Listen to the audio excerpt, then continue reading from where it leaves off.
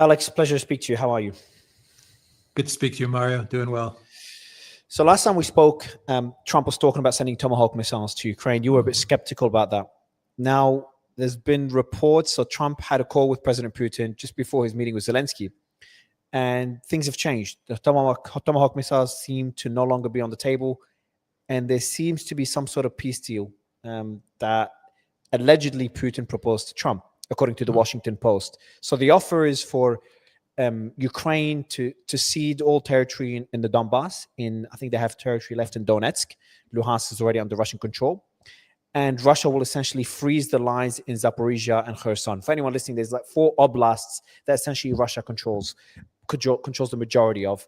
Luhansk, which is pretty much fully controlled by Russia. Donetsk, about 70%, 70, 75. Zaporizhia, about the same. And Kherson, a bit less, about 70, 72. And so the offer is for Ukraine to withdraw from Donetsk, which Ukraine considers strategically very important. I think Russia does as well. Your thoughts on these reports? So allegedly that came from the call between Putin and Trump, and that's an offer that Russia made to the US. Yeah. The sources that the Washington Post cited was one senior official. That's all we know. So it could be anybody, really. And then the other source for this Russian offer that the Washington Post cited was a European diplomat.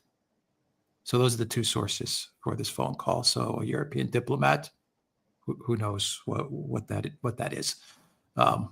Diplomat, an ambassador in DC, or are we talking about Dahmer, Macron, or Stube, or someone like that in Europe? We don't know, but those are their 2 sources. Someone is leaking to the Washington Post. Someone is leaking information to the Washington Post. Who that is? It's not someone on the Ukraine side. It's got to be someone in the Trump White House or someone close to the Trump White House that is leaking this stuff to the Washington Post about some Putin offer to Trump. I'm not saying this is not possible. I'm not saying that Putin didn't offer this to Trump, but it doesn't sound like an offer that Putin would make to Trump. Maybe once upon a time, 6 months ago, maybe over the summer when Witkoff was making all of those trips to Moscow, maybe they discussed something like this, when maybe Witkoff brought this up with Putin and Putin said, okay, it's something close to June 2024 root causes. But I think today, given the situation where we are on the front lines, I highly doubt that Putin would offer this to Trump. Before we talk about the offer itself, I think whenever there's leaks like this, you have to try to think what the motive is. What do you think is the motive here? Is it to try to influence one side? Is it try to test the response to the public in Russia, in the US, in Ukraine? Yeah. If I had to take a guess, given that it's from the Washington Post, I would say what they're most likely trying to do is sow some discord in Moscow. Discord. That's just a guess. Get people like Medvedev to start standing up to Putin. Interesting. Get some, because there has been talk that there are some forces in Moscow, hardline forces that are telling Putin stop talking with Trump, stop. Oh, really? Stuff. This is before the phone call, before the phone call took place. Yeah, there are some forces that are saying, look, let's just move forward with the conflict, and nothing's coming out of your diplomatic initiative that you started back in Alaska. Everything that was talked in Alaska has pretty much been wound back. So let's just move forward with what we're doing in this. How influential are those voices? Like, is it something to be concerned about? If no. I don't think there's a concern there as far as any type of concern for Putin. I just think it's the normal way things happen at the Kremlin. I think there's the Security Council in the Kremlin that they discuss things, and I think they're just looking at the situation and they're saying, look, we tried a diplomatic initiative in Alaska. Nothing came out of it. We had some memorandums that we proposed to the United States. Actually, Russia proposed 2 different memorandums, 2 different options in order to get to some sort of a deal. Ukraine didn't produce anything really. We tried to create contact groups. Russia proposed creating contact groups so that they can discuss things further with Ukraine. Ukraine didn't create any type of group there either. And I think Russia just said, we've tried the Alaska route. The messages that Trump is sending are getting more and more belligerent. His Truth Social posts are getting more angry and more belligerent towards us as Russia, towards you, President Putin. And now they're talking about the Tomahawks. I'm sure there are voices, or there were voices at the Kremlin who were saying, Trump campaigned against long-range missiles, which he did. He campaigned saying Biden is crazy for giving ATACMS to Ukraine. I'm not going to do any of that. And they probably told Putin as well, look, he campaigned against this. Now he's talking about Tomahawks. So you know what? Let's just forget about the diplomatic route and let's move forward with the SMO as we were doing. So I think there was discussion. And my guess, and it's just a guess, knowing the Washington Post, knowing the connections the Washington Post has, understanding that this must have been some sort of a leak to the Washington Post, it was probably, if I had to take a guess, probably meant to kind of sow some discord in the Kremlin. How big of an impact do you think the Tomahawks had to the negotiations? So a lot of people are speculating that Putin made this offer after Trump proposed Tomahawks to Ukraine. So that negotiating tactic by Trump, or that pressure worked on Putin. Look, I think the Tomahawk, as far as a weapon, does not concern Russia. Non-nuclear. Yeah. Tomahawk, right? Because Ukraine already has the Flamingos, and they're not using them as extensively as they could. The systems failed completely, and the Tomahawk. The Russians know the Tomahawk; they know it inside out, right? It's an old missile. It's been around for forever. I don't think that the Russian military was concerned from the standpoint of, oh my God, we don't know how to counter this. I think they understand the Tomahawk and they would have known how to counter this. I think the problem that the Tomahawk caused for Putin was the understanding, the clarity that it would have to be U.S. military in Ukraine launching long-range missiles into Russia, and the United States picking out those targets of the long-range missiles. I mean, this would not be able to be hidden like the HIMARS, like the ATACMS, like the Storm Shadows and the Scalps, where there is an understanding that yes, there probably are NATO, Western forces operating these missiles. Yes, NATO and the United States is probably providing a lot of the targeting and intel for these missiles, but we can kind of smooth it over or massage over these facts. I think with the Tomahawks, you just couldn't. And so for Putin, this presented quite a problem because he has not really enforced the long-range missile red line. And I'll tell you why he didn't enforce that long-range missile red line with Biden. But I think that caused the problem for Putin. And that's, okay, look, President Putin, clearly the United States is going to have to be in Ukraine launching those missiles into Russia. That's a problem. There's also the argument that Russia's refineries are getting hit hard by Ukraine. I think about a third of them have got 38 major facilities. A third of them have been hit significantly. There's one that was hit 2 days ago. I think their largest one was hit 2 days ago, if I'm not mistaken. Their capacity is down by 17%. They started rationing in 20 plus regions, including Crimea. There's been the worst spike in prices, fuel prices in 15 years. And there's export bans. I know they've had them before, but they were shorter export bans. This time's already been 4 months, up to 6 months. Could that also play a role? It's starting to hit the economy. Could that, and obviously inflation is not doing too well. The interest rates are not doing too well. How big of a role do you think that's playing in maybe Putin wanting to end the war earlier than initially wanting, instead of continuing the war and seizing all 4 oblasts, settling somewhere in the middle, which this offer could be that middle? Where are you getting that information? I mean, what I've seen from Russia and from these strikes is that, they are doing damage, but these are more pinprick strikes than anything else. I haven't seen the trouble in the Russian economy. As far as the interest rates go, interest rates in Russia have always been like this. The interest rate issue is a whole nother issue in Russia, and the central bank seems to be very confident that they have it under control. We'll see. Maybe they do, maybe they don't, but they seem to have a plan for the interest rates. The economy seems to be doing fine if you go by all the data that's being released. As far as the refineries go, look, Russia is a massive country. It's going to take a lot more than drones to knock out refineries and stuff like that. I mean, look at what Russia's doing. Russia's sending drones and missiles, of which Ukraine has no air defense for. I mean, their air defense is non-existent now. And they've been hitting these refineries for the better part of 2-3 years, and they still haven't completely knocked them out. I mean, these are big structures that need a lot of missiles, more than drones. I mean, drones are not going to do it. Drones are not going to decrease Russia's energy capacity by a third. This is not, to me, I think this is nonsense.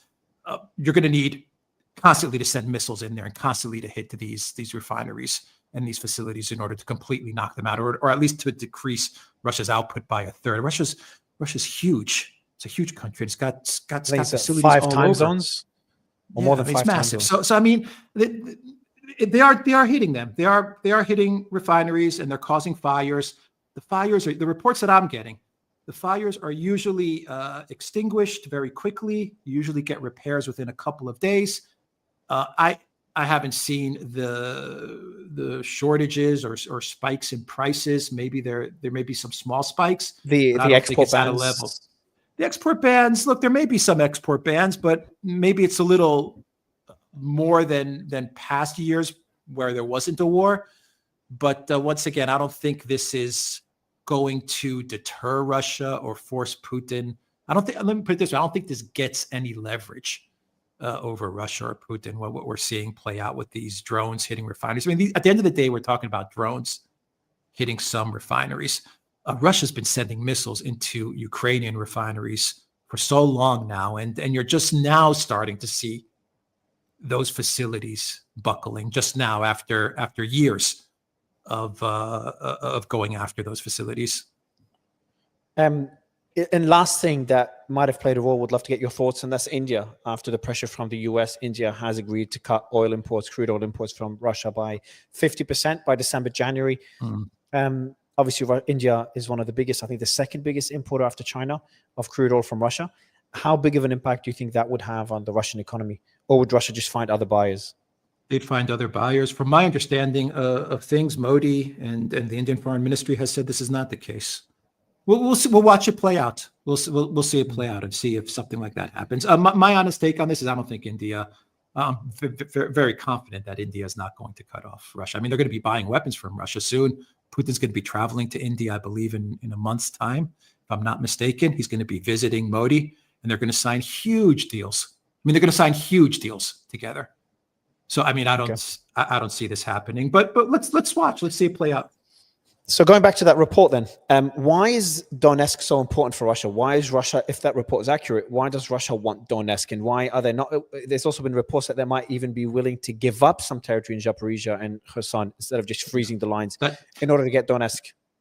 That's a good point that you bring up. That's why I think that Washington Post reporting is fake, because there's no way, as Russia is advancing and as Russia is basically got the Ukraine military in anywhere between 5 to 7 cauldrons that are forming, including the big one in Pakrovsk, where it has been confirmed by Ukraine outlets and Ukraine mapping channels that the military in Ukraine is in deep trouble in Pakrovsk, very, very big trouble.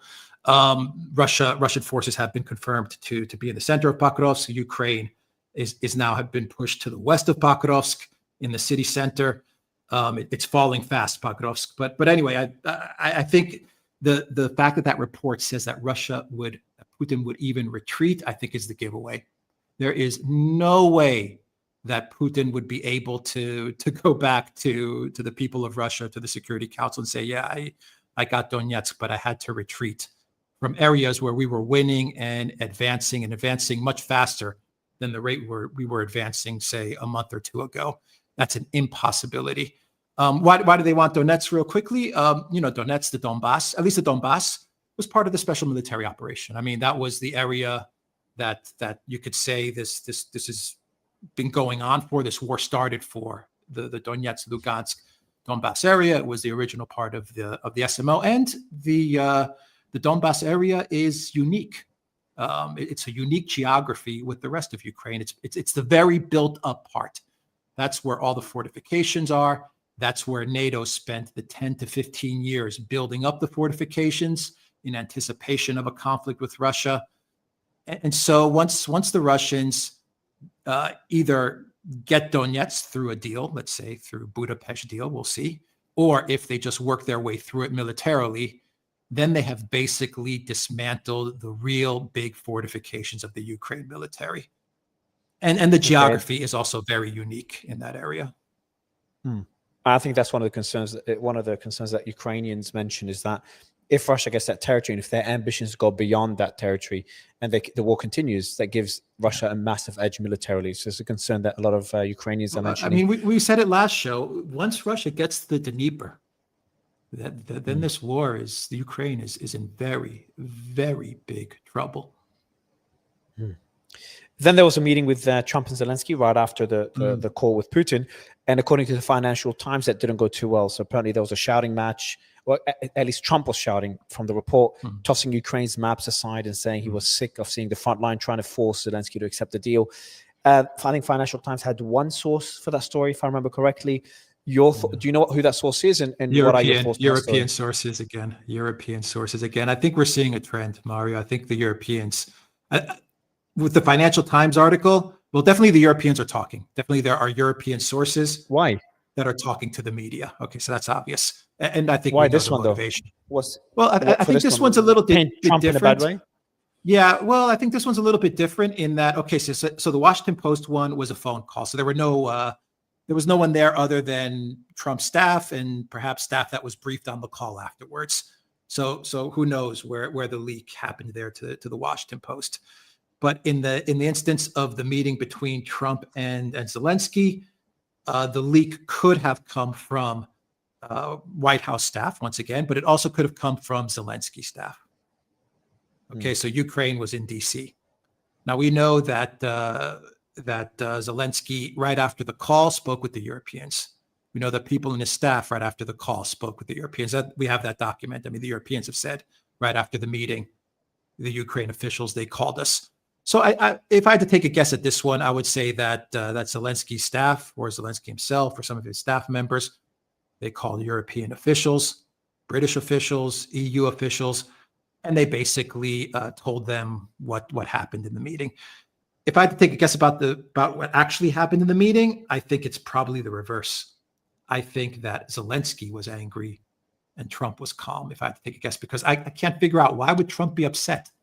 Why would he be angry at Zelenskyy? Maybe that Zelensky's not accepting the deal, and Trump just wants that peace deal under his belt, wants the war to end. Yeah, but Trump has all the leverage. Yeah, I mean, if you have the negotiating leverage, why would you throw around maps and stuff like that? I mean, Zelenskyy seems more agitated and more panicky than because of the Tomahawks. Trump. I mean, yeah. I mean, he was upset. I mean, think about Zelenskyy. He gets off of the plane in DC, and according to Axios, he finds out that Trump had called Putin, and then he finds out that they've agreed to a meeting of all places in Budapest with, of all people, the man that he hates the most in Europe, Viktor Orban. So he finds all this stuff out as he lands in DC, and then the news starts coming in that you're not going to get anything. You're not going to get the Tomahawks. None of this is going to go down. I believe with the press conference, they didn't even allow Zelenskyy to have a proper press conference in the White House. He had to do it outside of the White House in front of the fence. He was speaking to the media. Trump was ridiculing him a bit in the White House. That's a beautiful suit. Zelenskyy, what do you think about a bridge between Alaska and Russia? Trump was poking in a fun way, but that's Trump's style, right?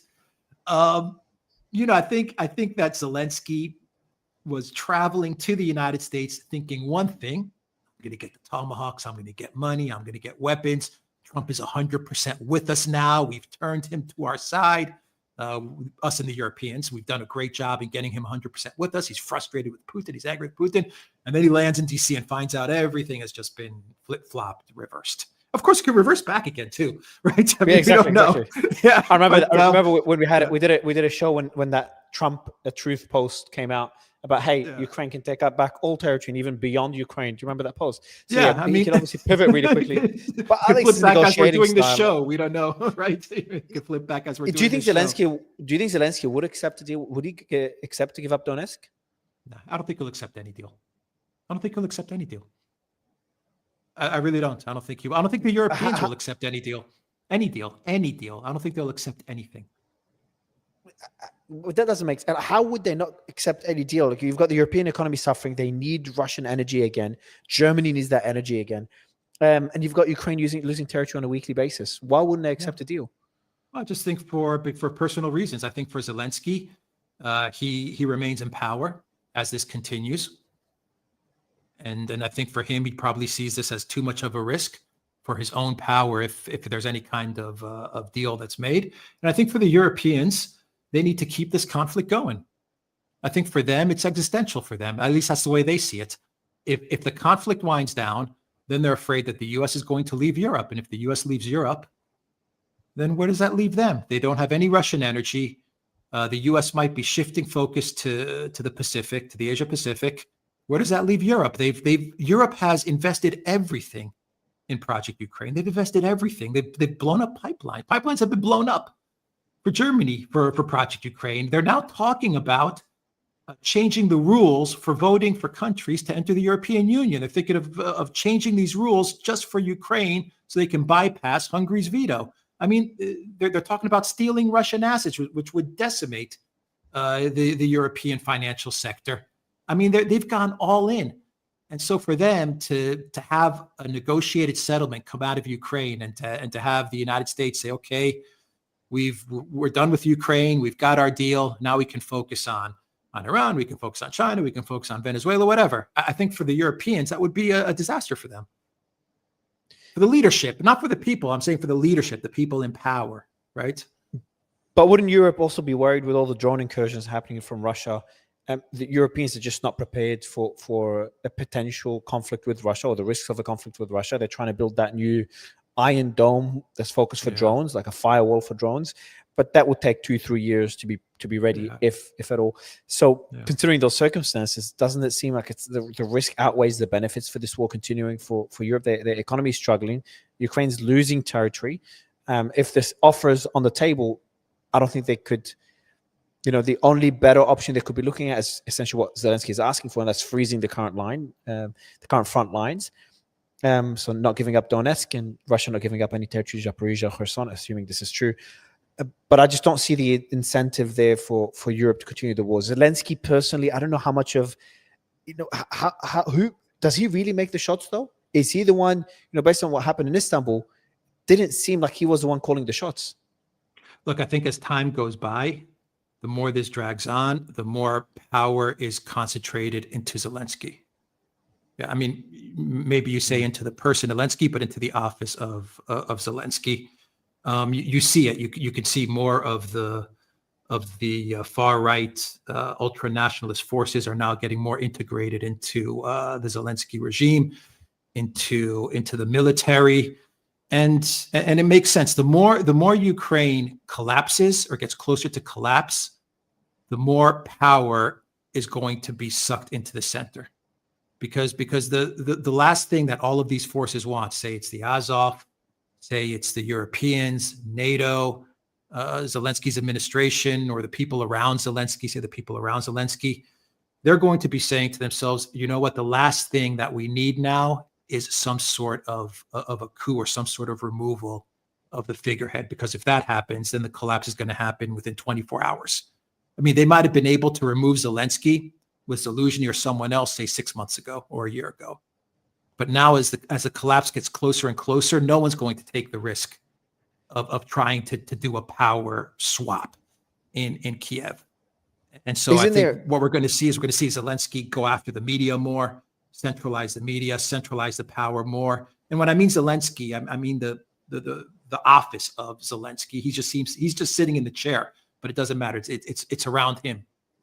Isn't there a better argument that Putin wants this war to continue? The support for the war in Russia outweighs what's happening in Ukraine, where it's flipped. I think it's like 20% of people initially wanted to surrender, wanted the war to end. 70, 80% wanted the war to continue at the beginning. Now it's pretty much the exact opposite. 70-80% want the war to end. 20-30 want to keep fighting. So people in Ukraine are tired. The winter's coming. The Russian economy seems to be humming along, and it's it is a military economy. It is a war economy right now. No, it's not. It's not a war economy. Russian economy is not completely. No, it's not a war economy. It's not completely a war. Not even close. Not even close. Not even close to a war economy. Not even close. Not even close. These are talking points. These are Western narrative talking about. I mean, you go to Russia and you can see there's zero resemblance of any type of war economy. If you didn't know there was a war, you would not know. If you were there and you had no idea there was a war, you would not know there was a war. Yeah, I went to Moscow and Kiev in the same month. In the same 2 months, Kiev was obviously, there's a drone attack every day. That was a few months ago, and Moscow is a normal day-to-day life. Like, you would not feel it's not a drone. Yeah, it's not a war economy at all. Is it a war economy? But look, NATO and the West needs people to think it's a war economy, because, my God, what if they said that we've gone through almost 20 sanctions packages? We've destroyed Germany. We've destroyed France. We've destroyed Europe. We're broke. We're bankrupt. And by the way, the Russian economy is growing and it's not a war economy. The people of Europe, AfD's approval will go from 25% to 50%. Right? I mean, overnight. That's what would happen. And they know it. So they have to put out the narrative that it's a war economy. Oh my God. You see, the reason that Russia's economy is winning is because of war economy. No, the reason that Russia's economy is winning is because it's been freed from the chains of the West. That's why. And they were able to transition successfully to a new model. And that new model is BRICS and China and the East. And lastly, we've got the Budapest meeting. Again, Budapest out of all places.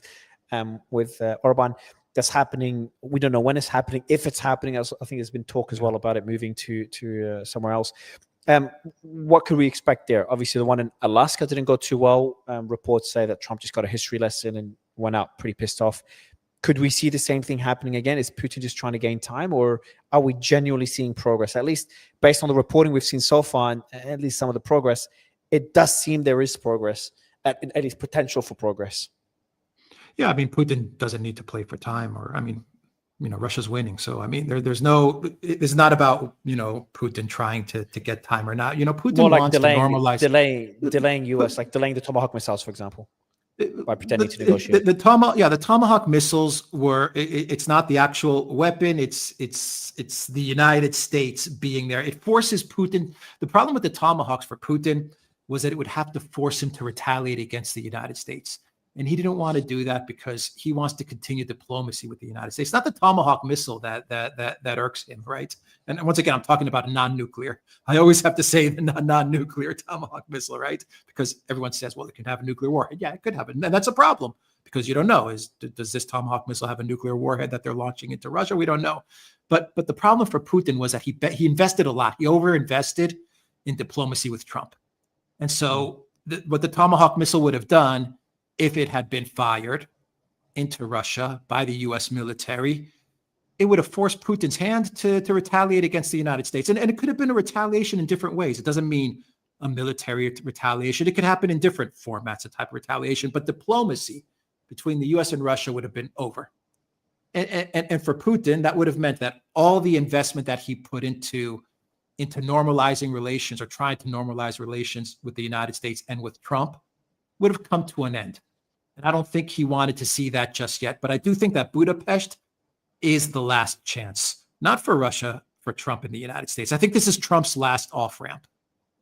This is Trump's last chance to either get a deal in Ukraine along the lines of Istanbul plus June 2024 root causes, which that deal is still on the table, amazingly enough. Russia has shown a lot of flexibility by still having that deal on the table. Either he gets that deal, he agrees to that deal, or the conflict continues. For Trump, this is his last chance. And what Trump could do, if he plays his cards right, he could say, okay, June 2024, that's our framework. Okay, Mr. Putin, I agree, that's our framework. I'm going to pitch it to Zelenskyy and tell him this is the deal that you should work with. Zelensky's going to refuse it. And that would be an off-ramp for the United States. That would be an off-ramp for Trump to say, I did my best. I got the deal. It was a reasonable deal. Ukraine turned it down.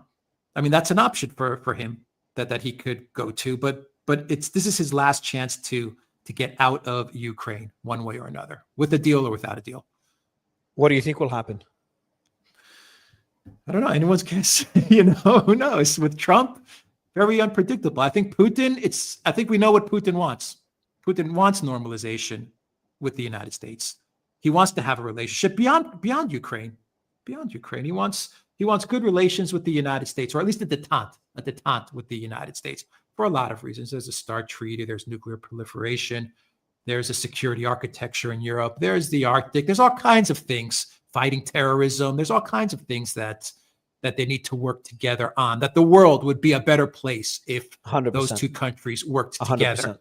Yeah, so I think Putin sees Ukraine as very important, but part of a bigger puzzle. But Ukraine's a big part, but it's part of a bigger puzzle. So Putin understands that, look, we still have June 2024. Let's give it one more shot.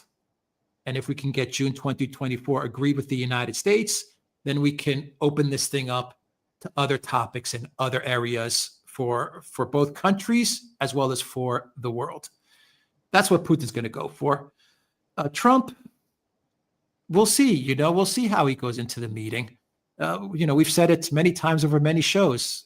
Very unpredictable how Trump approaches these things. He may even agree to something, and the next day he may wind it all back. I mean, it's very difficult to predict Trump. But I will say this: the fact, if it is in Budapest, it's going to be a very different dynamic the day after, because in Alaska, what Trump did was a huge mistake. A terrible mistake he made, in that he called the Europeans to DC, and then the Europeans came and they started to talk to him. Putin bad, Russia bad, more war, more escalation. We need more sanctions. We need more weapons. And that was a mistake. This time around, he's got Orban there. So I think Orban being there the day after, he can sit down with Trump, or after the meeting, he can sit down with Trump, and Orban can be a voice of reason and tell Trump, look, which Orban has said many times. He's on record saying this: Ukraine is not winning. They're not going to win. He's been saying it for a long time. Yeah. He's been saying it. They're not going to win. Yeah, they're not going to win. He can tell Trump Europe is crumbling, which he will tell him. Europe is falling apart. Russia's economy is fine. Ukraine is going down, which Orban has said. So, Mr. President, take the deal that Putin is presenting, and let's be done with this. And if Zelensky refuses the deal, then I think Orban will tell President Trump, you need to cut this thing loose. Yeah, that's what I imagine they're going to say. Yeah, you've said that earlier when we were talking about the. I think there were comments made by someone in the administration about reducing the aid to Eastern European countries, and also the comments by Trump. It seemed like he was starting to hint at washing his hands when he said Europe will protect Ukraine. If you remember that post, a lot of people saw it as Trump pivoting to supporting Ukraine. You saw it as more like washing his hands, because he's very heavily focusing on Europe and NATO and Europe supporting Ukraine without mentioning the US. But going back to that meeting, first, Prime Minister Orban is probably going to be the biggest winner out of that meeting after being ostracized by Brussels. Mm-hmm.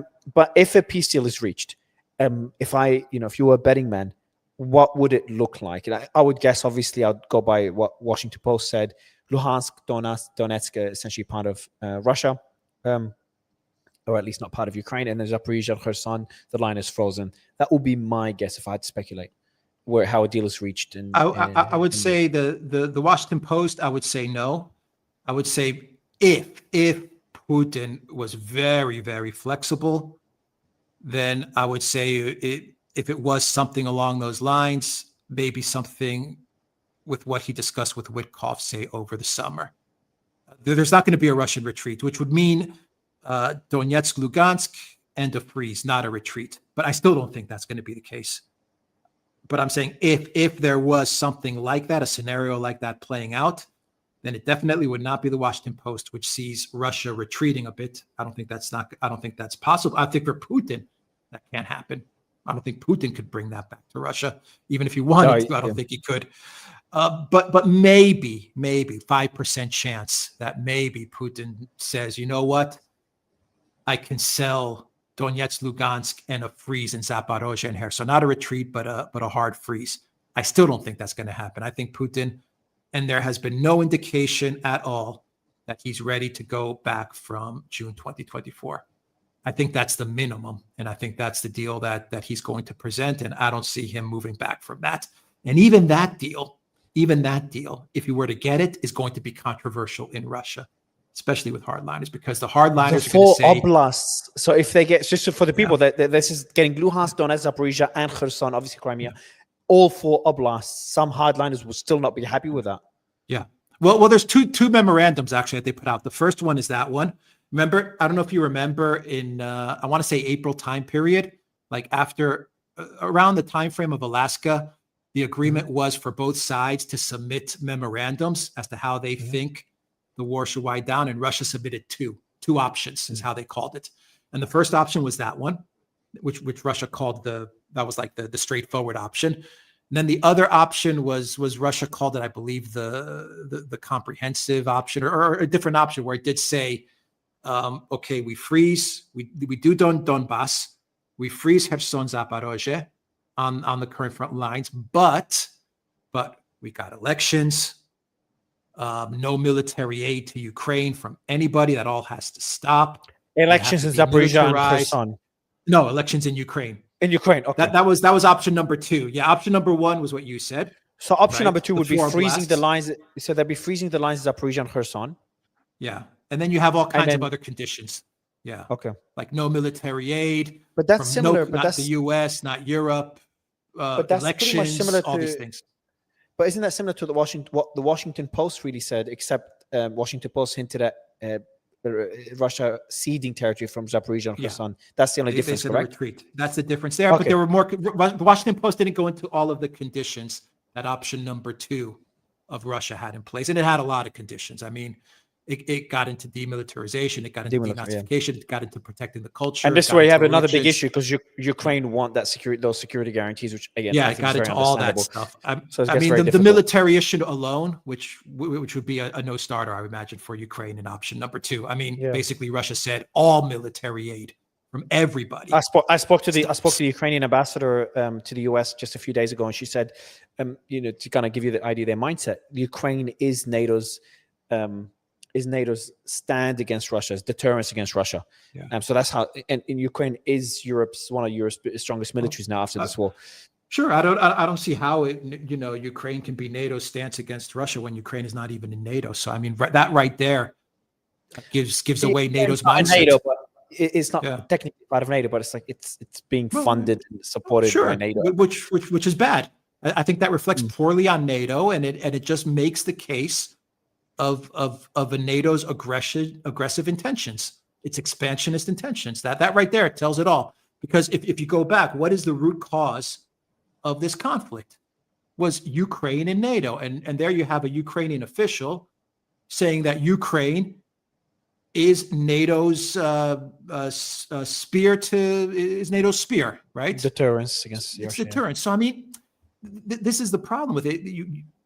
You got to get to the root causes. This is where Russia is correct. If you don't solve the root cause, and the number 1 root cause is NATO. That's the most basic root cause. And so you can't have a Ukraine official say, well, we're the deterrence for NATO. Well, you're not in NATO. You're not in NATO. You shouldn't be getting NATO money. You shouldn't be getting NATO weapons. And if you are getting NATO money and NATO weapons, and if you have been getting NATO money and NATO weapons in the past, well, then that's the reason we have this conflict. So all this stuff has to be rolled back if we're going to get to a solution. If this is a core issue, isn't the issue even bigger now with Finland and Sweden and also that large base in Romania? So if NATO is the issue, Ukraine getting into NATO is not as drastic as it was 2 years ago prior to the war. No, now that NATO's already at Russia's doorsteps. Well, even to this level now, and NATO's already in Finland, Sweden, and expanding in Romania. Look, I think Russia views Ukraine differently than Finland and Sweden. Okay, there's a different history. There's a different relationship with Ukraine. Yeah. Russia has always looked at those countries as having some sort of a relation, say, with NATO on their northwestern. For Russia, it would be the northwestern border. So they've seen those countries as always being kind of aligned with NATO or problematic in the future as far as NATO is concerned. But Ukraine was a different story. And Ukraine is sitting in the south, in the Russian underbelly. You have the Black Sea there. You have the Caucasus there. You have Crimea there.